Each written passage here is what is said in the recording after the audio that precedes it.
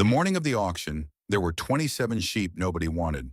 They were a motley collection, huddled in a back pen made of rusted cattle panels, looking less like a flock and more like a gathering of everything that could go wrong with livestock. They were what the auctioneer, a man with a voice like gravel in a tin can, would later call the odds and ends lot. There were a few scrawny ewes with ribs showing like the timbers of a wrecked ship, their wool patchy and stained with the muck of the pen. There were several lambs too small for their age, looking perpetually startled by the harshness of the world they'd been born into. And there was one old ram, his horns chipped and his fleece the color of a dirty snowbank, who stood with a kind of defeated stillness, as if he had already accepted his fate as dog food.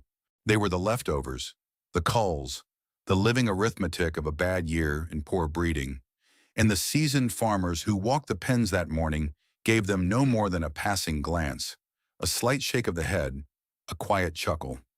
They were a liability, not an asset, a pen full of mouths to feed with no promise of return.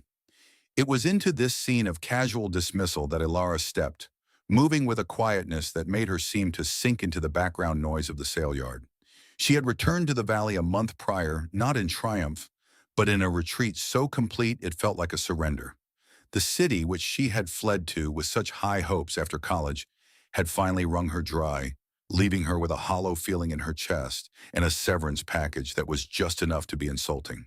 She had come back to the farm her grandfather had left her, a place she hadn't seen since she was a girl, and found it in a state of similar surrender. The farmhouse paint peeling like a sunburn, the barn leaning as if tired of standing, the pastures choked with thistle and burdock. The inheritance had felt less like a gift and more like a final, heavy burden.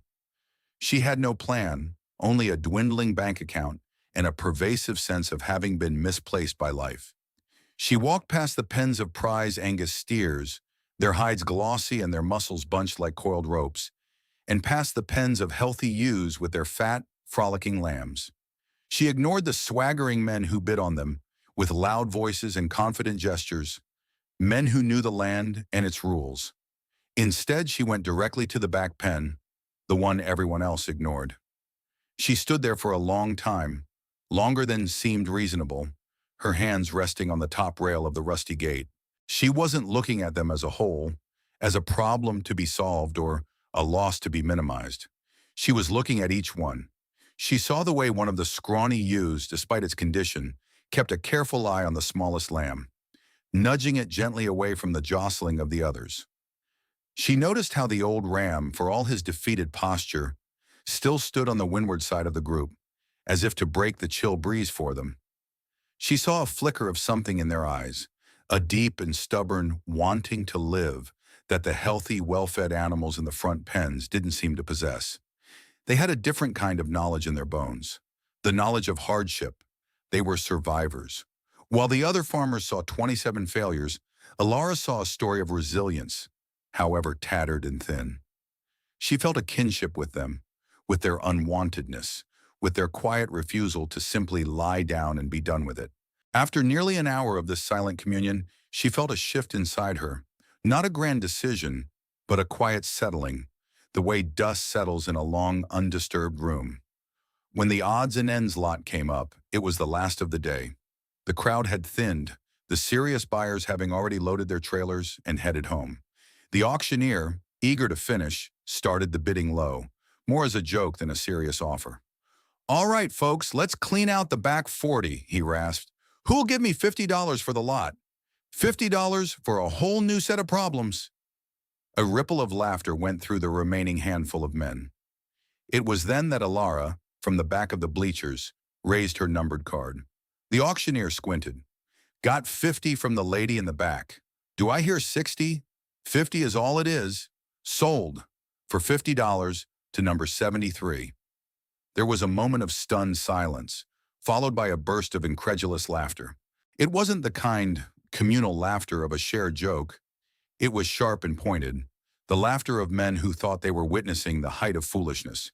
She had just bought 27 animals that were, by all accounts, already dead.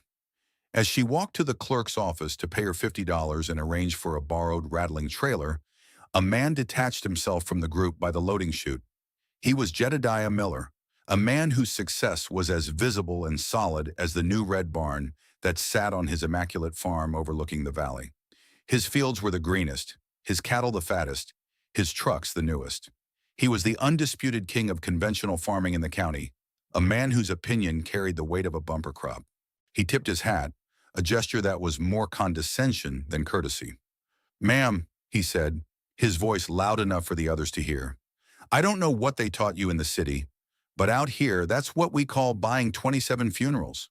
He smiled, a wide, confident grin that showed his teeth. "You just paid $50 for a month's worth of digging holes." The other men chuckled in agreement, looking at her with a mixture of pity and amusement. Ilara simply met his gaze, her expression unreadable. She didn't argue, didn't defend herself. She just held his stare for a moment, then gave a small, almost imperceptible nod, as if accepting a fact. "That's one approach," she said, her voice quiet but clear. Then she turned and walked away, leaving him standing in a cloud of his own certainty. He had meant it as a prediction of failure. It would turn out to be a prediction of something else entirely. The farm she brought the sheep to was a reflection of her own state, worn down and neglected, but with good bones. The land, 150 acres of rolling hills and creek-bottom flats, had been in her family for 3 generations. Her grandfather Silas had worked it his whole life, not with the brute force of modern agriculture, but with a kind of patient, observant partnership. After he died, her grandmother had leased the pastures to a neighbor who had overgrazed them mercilessly, treating the land like a mine, taking everything and giving nothing back. Now the fields were a tapestry of what her grandfather had called poverty grasses and invasive weeds. The soil was compacted and pale. The fences were sagging lines of rust and rot, and the old barn, once the proud heart of the farm, listed to one side, its roof patched with mismatched pieces of tin. The community saw it as a write-off, a piece of worn-out land attached to a falling-down house. When Alara announced she was moving back, the unspoken assumption was that she would sell it as soon as she could, taking what little money she could get and completing her retreat from the world. For the first 2 weeks, she did nothing to disprove this theory. She didn't buy a tractor or talk about planting crops. Instead, she walked. Every morning with a thermos of coffee, and every evening, as the sun bled across the western hills, she walked the property lines. She wasn't just looking, she was learning to see. She saw where the water pooled after a rain and where the ground was cracked and dry.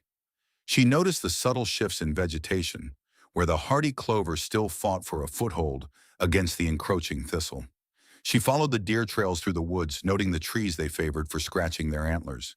She sat by the creek and watched the minnows dart in the shallows, learning the rhythm of its flow. The city had taught her to value speed, efficiency, and clear, measurable outcomes. Her work there had been abstract, a series of numbers on a screen, a relentless push for growth that felt disconnected from anything real. Here, everything was tangible.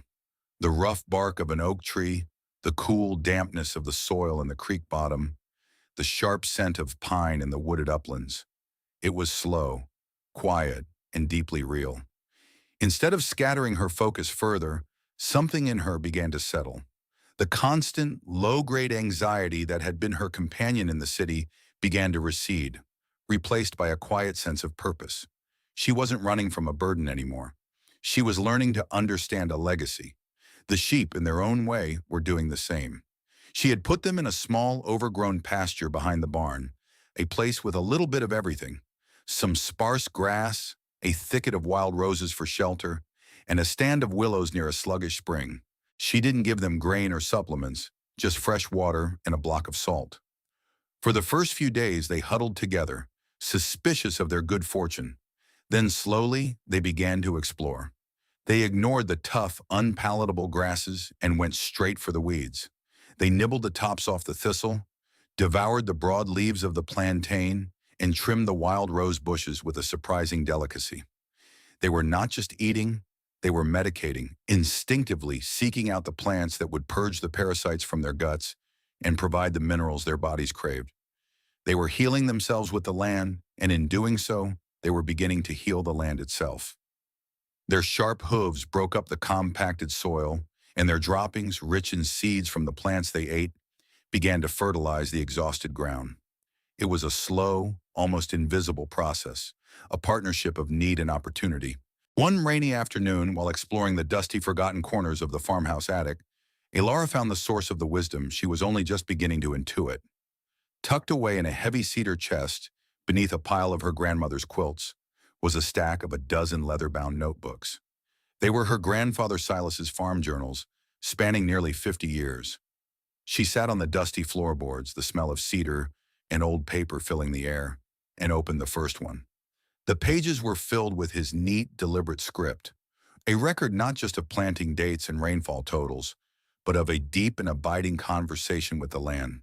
He wrote about the behavior of the birds as a predictor of weather, the specific shade of green in the pasture that indicated peak nutrition, the way the cattle would seek out certain herbs in the spring. His entries were less like a farmer's log and more like the field notes of a naturalist, filled with patient observation and a profound respect for the intricate systems at play. He wasn't trying to conquer the land, to force it into submission with chemicals and heavy machinery. He was trying to understand it, to work with its natural tendencies, to be a steward rather than a master. As she read late into the night, a single recurring idea began to emerge. It appeared in different forms, underlined for emphasis, in the margins of nearly every other page. The ground remembers, he wrote. It remembers the plow, and it remembers the root. It remembers the flood, and it remembers the hoof. Treat it like a machine, and it will break. Treat it like a partner, and it will carry you. In another entry from a year of severe drought in the 1950s, he wrote, Miller's fields are dust. He poured the fertilizer on and took 3 cuttings of hay. Now the soil has no heart left in it. My pastures are dry, but the ground is still alive. The deep-rooted plants hold the moisture like a secret. The sheep are thin, but their lambs are strong. Debt is a man telling the future what it has to do. A healthy pasture is the future telling you what it can do. It was a complete reversal of everything modern farming and Jedediah Miller represented. It was a philosophy of patience, observation, and resilience, not of force, speed, and leverage. It was the answer she hadn't even known she was looking for. There was one phrase in the journals that puzzled her. In a section about buying new stock, Silas had written, circled and underlined twice, "Buy the ones who stand in the middle." It seemed too simple, too cryptic. The next morning, she drove her dusty pickup truck to the other side of the county, to a small, tidy house where her great-aunt Maeve lived. Maeve was Silas's younger sister, a woman in her late 90s, with eyes as clear and sharp as a winter morning. She was a woman of few words who still wore her late husband's denim work shirts and kept a vegetable garden that was the envy of the county. Elara found her shelling peas on the front porch. She didn't waste time with pleasantries. She explained what she had done at the auction and what she had found in the journals. She asked her what Silas had meant. Maeve stopped shelling, her gnarled fingers still for the first time. She looked out over her neat rows of beans and corn, her gaze distant.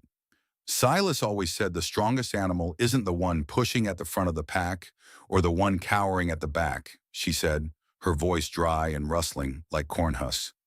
The ones at the front are bullies, impatient. They'll eat themselves sick. The ones at the back are weak. They've already given up. The ones in the middle, they're the smart ones. They're patient. They watch. They let the fools and the weaklings take the risks. They save their energy. They survive. She picked up another pea pod and split it with a neat crack of her thumb. Your grandfather was like that, and it looks like you are too. It wasn't praise, not exactly, but coming from Maeve, it felt like a coronation. Armed with her grandfather's philosophy and her great-aunt's validation, Elara began the slow work. It was unglamorous and mostly invisible to anyone who wasn't paying close attention. She spent weeks mending fences, not with new posts and wire, but by walking the lines, straightening a post here, splicing a broken wire there, using what was already on hand. She didn't buy a brush hog to clear the pastures. Instead, she bought a good scythe, and in the cool of the mornings, she would cut paths through the thickest stands of burdock, leaving the cuttings to wilt and be eaten by the sheep. Her biggest investment was in portable electric fencing, a few strands of polywire, and a solar charger. This allowed her to practice what her grandfather had called mob grazing. She would fence off a small section of pasture, a quarter acre at a time, and put all 27 sheep on it. They would devour everything in sight, grass, weeds, brush, in a matter of hours. Then she would move them to a fresh patch. The result was dramatic. The land they left behind looked ravaged, trampled down to the dirt, but it was a creative destruction. The intense, short-lived pressure mimicked the behavior of ancient herds of bison. Their hooves tilled the soil, their manure provided a massive dose of fertilizer, and the trampled plants created a mulch that protected the ground and held moisture. Then, crucially, she would let that patch rest for weeks, sometimes months, allowing the deep-rooted native grasses her grandfather had written about to recover and thrive. This strange, patient method did not go unnoticed. The county's true circulatory system was not its network of roads, but the gossip that flowed through the feed store, the gas station, and the corner booth at the diner. It was at Pratt's Feed and Seed that the community's skepticism found its most vocal expression. Elias Pratt, the owner, was a quiet man who had known Alara's grandfather, but the store was Jedediah Miller's stage. Twice a week he would hold court there, leaning against a pallet of sweet feed, a cup of coffee in his hand. "Heard the city girl is trying to mow her fields with sheep," he'd announced to the room, and the other farmers, his lieutenants in the war against unprofitability, would chuckle. They developed a kind of ritual of false friendliness. When Alara came in to buy a bag of minerals or a new pair of work gloves, Miller would greet her with a booming voice. "Well, look what the cat dragged in. How are those prize-winning sheep of yours, Alara? Haven't buried them all yet, have you?" The question was always phrased as a joke, but the mockery was plain. It was a test, a public prodding to see if she would break, if she would get angry or defensive. But Alara refused to play the game.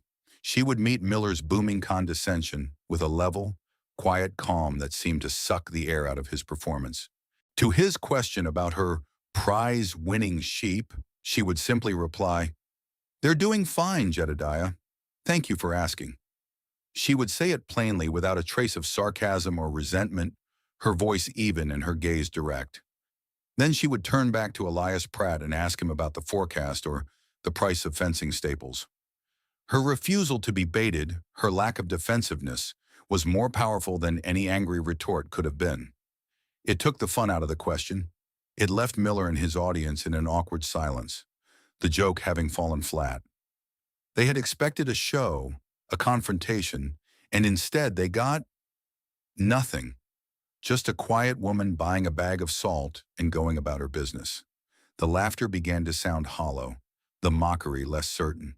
They didn't understand what she was doing, but they were beginning to suspect that she did. Through all of this, Elias Pratt remained a silent observer. He was an old-timer, a man who had seen booms and busts, droughts and floods. He'd seen farmers get rich quick and go broke even faster. He watched Alara's interactions with Miller, his face impassive. But one afternoon after Miller and his cronies had left and Alara was loading her truck, Elias came out from behind the counter. He was holding two small, dusty books. "Found these in the back," he said, wiping them on his apron. "Your grandfather left them here years ago. Figured you might have a use for them." They were old guides to native prairie grasses and forage plants of the region. Alara took them, her fingers tracing the faded titles. "Elias," she began, "thank you." He just nodded, his eyes crinkling at the corners. "Your grandfather," he said, his voice low.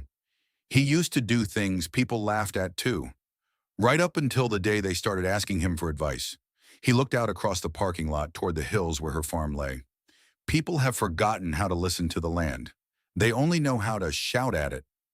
It was the first real affirmation she had received from anyone other than Maeve, a small, solid stone of encouragement dropped into the deep well of her solitary work. By the time the first snow fell, the change was no longer invisible. The 27 sheep were no longer scrawny and pathetic.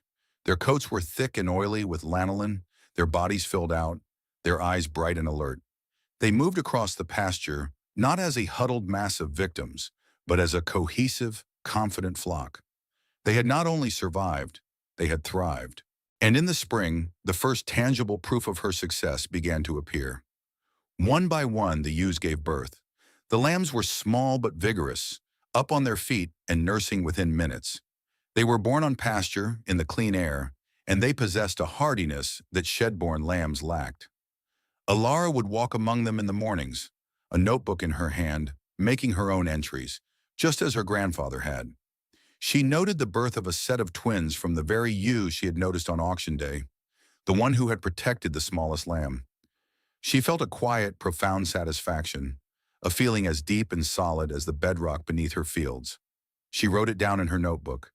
21 new lambs, all healthy, without ceremony. But that evening, she poured herself a small glass of whiskey and sat on the porch, listening to the sound of her growing flock, and allowed herself to just sit with it, to feel the rightness of it all. The success of her flock led to the next unforeseen stage. She had no intention of selling anything that first year. She was focused on building the health of her land and her animals. But word, as it does in small communities, began to travel on its own currents. It started with Elias Pratt. He had a cousin in a nearby town who ran a high-end restaurant, a chef who was always searching for unique, locally sourced ingredients.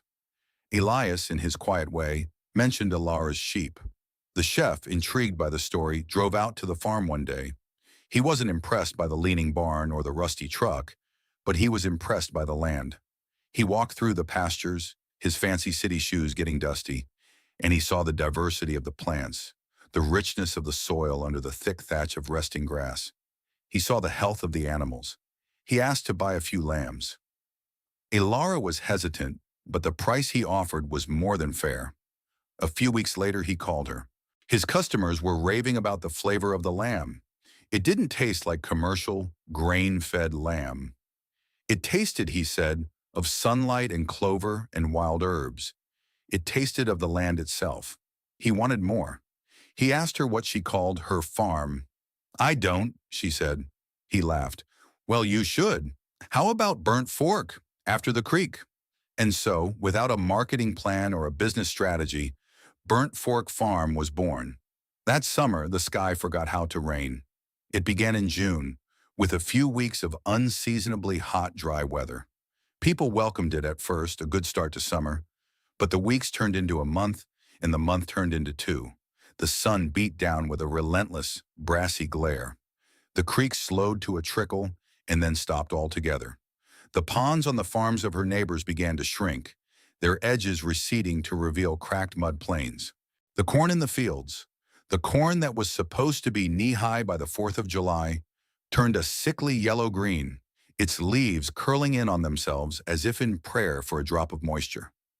The lush, green pastures of men like Jedediah Miller, pastures that were seeded with a single species of fast-growing grass and propped up with chemical fertilizers, were the first to go. They turned brown, then gray, then the color of dust. The land, having forgotten how to hold water, simply gave up. It was the worst drought in living memory. The auction yard where Alara had bought her sheep was once again filled with animals. But this time, the farmers were not buying. They were selling in a desperate panic. The price of hay skyrocketed, and there was no grass left in the fields. Men who had taken on huge loans to buy the latest equipment and expand their herds were now forced to sell their breeding stock for pennies on the dollar, just to stop the financial bleeding. They were selling the future to pay for the mistakes of the present. Jedediah Miller, who had laughed the loudest at Alara, was hit the hardest. His farm, a model of modern efficiency, was entirely dependent on systems that required abundant water and cheap inputs. With both gone, his operation began to collapse like a house of cards. The shame was a palpable thing in the community, a heavy blanket of quiet despair. Yet in the middle of the spreading brown desert, there was an island of impossible green. It was Burnt Fork Farm. People started driving by, slowly, their trucks kicking up dust on the county road. They would pull over and just stare. Alara's pastures were not the vibrant, artificial green of a golf course, but a deep, complex tapestry of greens, blues, and even purples. The deep-rooted native grasses, the clover, the chicory, the plantain, the very plants her sheep had been seeding and fertilizing for a year, were tapping into moisture reserves deep in the soil, reserves that the shallow-rooted commercial grasses couldn't reach. Her grandfather's words echoed in her mind. The ground remembers. Her ground remembered how to be a living sponge, not a dusty container. The willows by the creek were still green, and the spring, though sluggish, had not gone dry. Her sheep, accustomed to browsing on a wide variety of plants, were thriving. They had water, they had forage, and they were healthy. The sight of it was a quiet, irrefutable miracle. It was a testament to a different kind of wealth, a wealth not measured in dollars or head of cattle, but in the resilience of a living system.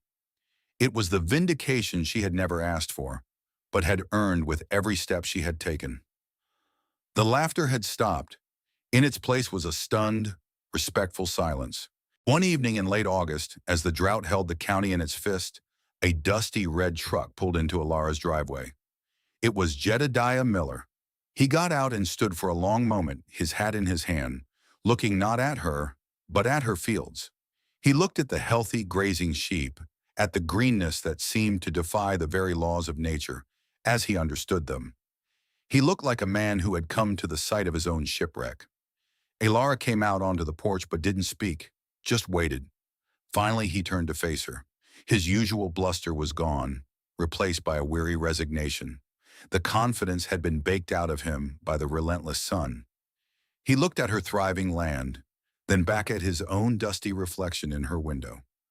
"I was wrong," he said. The words were flat, heavy. He didn't say he was sorry. He said it as a statement of fact, a grievance against an order of things he no longer understood. "I've been farming this valley my whole life. My father before me. We do everything the experts tell us. Bigger tractors, better seed, more fertilizer. And I'm going broke. I'm watching my legacy turn to dust. And you buy a pen full of trash sheep, you don't even own a plow, and you're the only one left with grass." He shook his head, a gesture of profound confusion. "How?" Alara didn't gloat. She didn't remind him of his words at the auction. The victory was in the green fields all around them. It needed no salt rubbed in the wound. She simply nodded. "My grandfather taught me," she said. "Or his journals did." She looked out at the pasture, where the sheep were beginning to settle for the evening. "He said the land has a memory. We just have to be quiet enough to listen to it." Jedediah followed her gaze. He was a man accustomed to shouting, to commanding, to forcing his will upon the world. The concept of listening was alien to him. He stood there for a long time, the silence stretching out between them, filled only by the sound of crickets and the distant bleating of a lamb. Then he did something that must have cost him more than all the money he had lost that summer. He looked directly at her, his eyes pleading. "Will you teach me?" he asked, his voice barely a whisper. "Will you show me how to listen?" Jedediah Miller's conversion did what Alara's success alone could not. It broke the dam of skepticism in the county. When a man like Miller, the king of the old way, publicly admits defeat and asks for help from the very person he mocked, people pay attention. It started with him leasing her 100 acres of his brown, barren pasture land. He didn't ask for rent. "Just heal it," he said. "Show me how." She brought her flock over, and they began the slow, patient work of repair. Other farmers, men who had laughed alongside Miller at the feed store, started showing up at her gate, their hats in their hands. They came not with mockery, but with questions. They walked her pastures with her, their boots scuffing the rich soil, and they listened.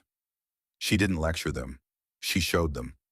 She pulled up a clump of big blue-stem grass and showed them the deep, fibrous roots that acted like a sponge. She pointed out the dung beetles breaking down the manure, the clover fixing nitrogen in the soil. She gave them copies of her grandfather's notes on pasture rotation. She was not just a farmer anymore. She had become a teacher, the keeper of a knowledge the community had forgotten it had lost. The work was more than she could handle alone. The requests for her lamb were overwhelming the small-town chef, and now other restaurants were calling. The demand for her knowledge was even greater. She needed help. One afternoon, a quiet teenager named Leo, the son of one of the farmers who had come seeking advice, showed up at her farm. He was a serious boy, with calloused hands and watchful eyes. "My dad said you might need a hand," he said, not quite meeting her gaze. "I'll work for cheap. I just want to learn." Alara saw in him the same quiet patience she had seen in the sheep in the middle of the pen. She hired him. He had a natural feel for the work. He understood the rhythms of the animals and the land without needing them explained. He learned to move the fences, to read the health of the flock in their posture, to identify the native plants by sight. He didn't just follow instructions, he absorbed the philosophy. He began keeping his own notebook, just like her grandfather. He was the future, the next link in the chain, the successful transmission of the legacy to a new generation. He had the hands for it. Faced with sudden demand and the opportunity to expand rapidly, Ilara made a choice that baffled the bankers and the agricultural extension agents who came to visit. She refused to take on debt. Her grandfather's words were a constant refrain. Debt is a man telling the future what it has to do. She had seen what that kind of debt had done to Jedediah Miller and the others. It made them brittle, unable to adapt, slaves to a system that was fundamentally unsound. So she grew her business the way she grew her pasture, slowly, organically, letting the system itself dictate the pace. She didn't buy 1,000 new sheep. She kept the best of her ewe lambs, slowly building her flock with animals adapted to her land and her methods. She didn't build a massive processing facility. She partnered with a small family-owned butcher in the next county. She let demand pull the operation forward, rather than trying to push it from behind with borrowed money. It was a business philosophy born directly from the earth beneath her feet. Be resilient, not just big. Be healthy, not just fast. That winter, as the land finally slept under a blanket of snow and the drought was just a painful memory, Great Aunt Maeve passed away peacefully in her sleep. She had lived to see her nephew's wisdom vindicated and his legacy secured in the hands of his granddaughter. Ilara went to her funeral and stood with the quiet dignity Maeve herself had possessed. The whole county was there. After the service, Jedediah Miller, his own fields now showing the first faint signs of recovery, came up to her. He didn't offer condolences in the traditional sense. He just looked at her and said, "She must have been very proud of you." It was then that Ilara finally felt the bittersweet sting of her success. The two people whose approval she would have valued most, her grandfather Silas and her great-aunt Maeve, were not there to see it. But then she looked around at the faces in the crowd, at the farmers who were now her students, at the quiet respect in their eyes. And she looked at young Leo, standing silently by her side, and she realized the legacy was not just about the past. It was about the living, breathing present and the promise of a more resilient future. Maeve's passing was not an ending, but a confirmation. The mantle of the wise elder, earned not by age but by action, had been passed. The following spring, a year and a half after she had stood at the back of the bleachers and made her ridiculous purchase, Ilara found herself back at the county livestock auction. She wasn't there to buy, but to sell. She had brought 10 of her yearling rams to offer to the community. They were not fat, grain-fed show animals. They were lean, muscular, and alert, with thick, healthy coats and the same quiet confidence she had first seen in their ancestors. When the auctioneer opened the bidding, a hush fell over the crowd. Jedediah Miller made the first bid, his voice clear and strong. Another farmer, one who had also walked her pastures, immediately raised him. The price climbed, quickly surpassing what anyone had ever paid for a ram in that sale barn. It was a bidding war born not of ego, but of a deep, newly understood value. These were not just animals. They were carriers of a genetic secret, a living embodiment of resilience. As the gavel fell on the final sale, for a price that would have been unimaginable 2 years before, Ilara looked across the sale ring. She saw the faces of the men who had laughed at her. They were the ones bidding. This time, no one laughed. They finally understood the value of what they were looking at. They finally understood that the most valuable things are often the ones that are first rejected. The story of Burnt Fork Farm became a quiet legend in the valley, a modern fable told at feed stores and diners. It was a story about 150 acres of worn-out land, a flock of 27 worthless sheep, and a quiet woman who saw something that no one else did. It was a story that proved that the rejected thing is often the valuable thing if you only know how to read it.